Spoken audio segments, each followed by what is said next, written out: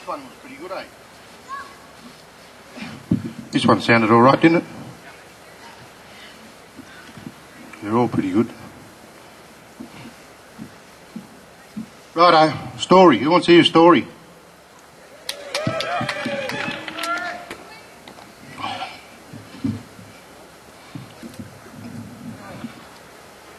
Who's heard? Who was at Chad's festival? Well, I told this story at Chad's, so you're going to hear it again.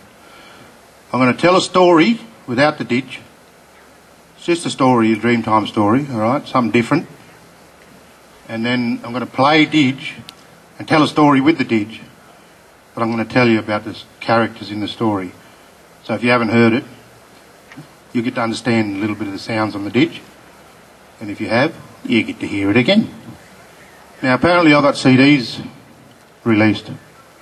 But I think they're in the office. I recorded it over 2 years ago. I don't know what's on it.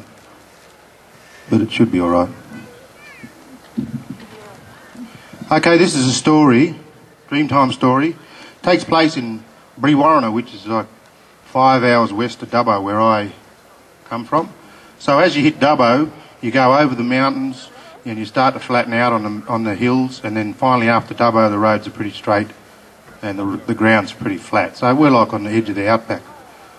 But anyway, 5 hours west of us is a place called Brewarrina, and it's a different mob. It's a Parkinchi clan. Can you say that? Parkinchi? You don't have to. Anyway, so this is a story about a duck named Gaga, and she lived out in that area with all her mob.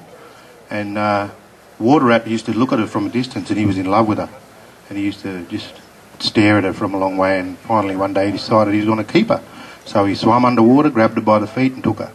And he kept her for himself, and all the other ducks, they thought, Gaga's gone, she's dead, we've got to have a ceremony to say farewell to her.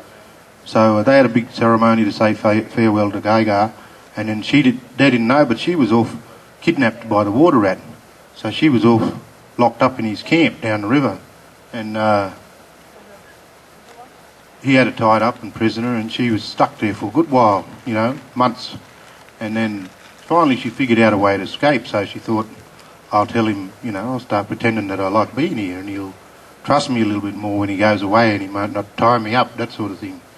So she started hanging out and let him think that she wanted to be there, and he started to trust her more. And then finally one day he left her in the camp, and she wasn't restrained, so she took off, head back for her people, and she was running through the bush thinking she could hear this Water Rat chasing her, you know. She kept looking behind, but he wasn't there. Finally she got back to all her people. You following me?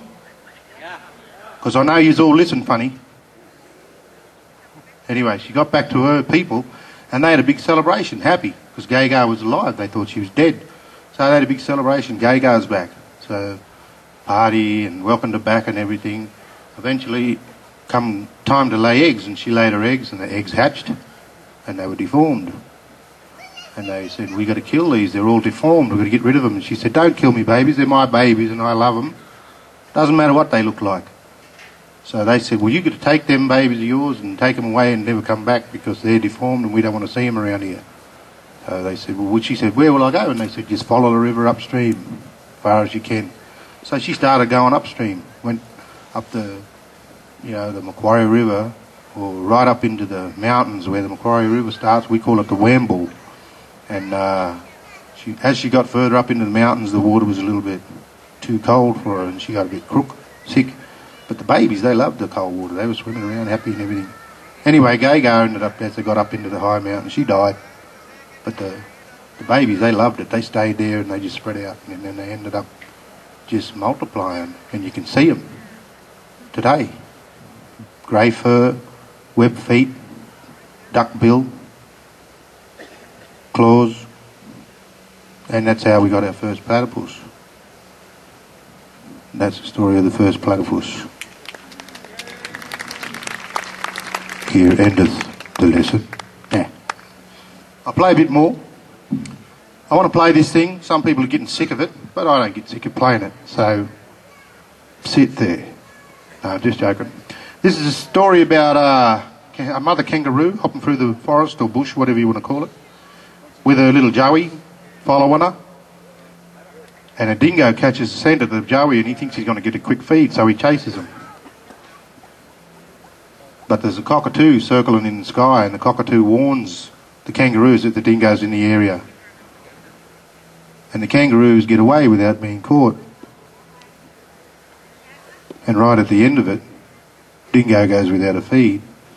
But the kookaburra's sitting up in the tree watching the whole thing. And when he sees the dingo going without catching the joey, the baby kangaroo, then the kookaburra has a good old laugh at the dingo. So, who don't know what a kookaburra is? Oh, I'd be too shy to put me in up too if I was the only one. Joking. All right, so you're going to hear the mother kangaroo. Can you hear that? One nod.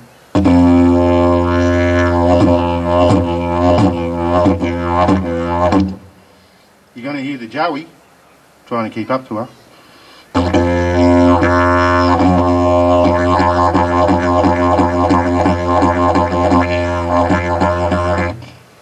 You're going to hear the cockatoo in the sky circling.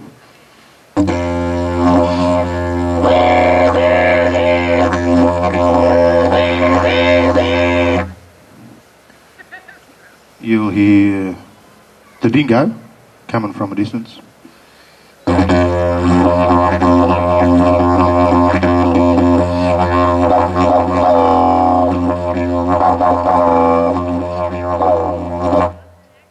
And you'll hear the kookaburra at the end laughing at the dingo.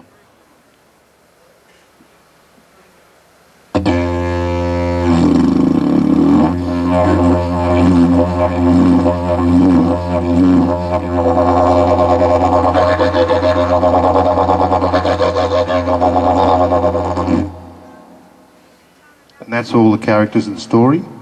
I'm going to play it now. Feel free to visualise it or whatever. And shut your eyes and visualise it if you like.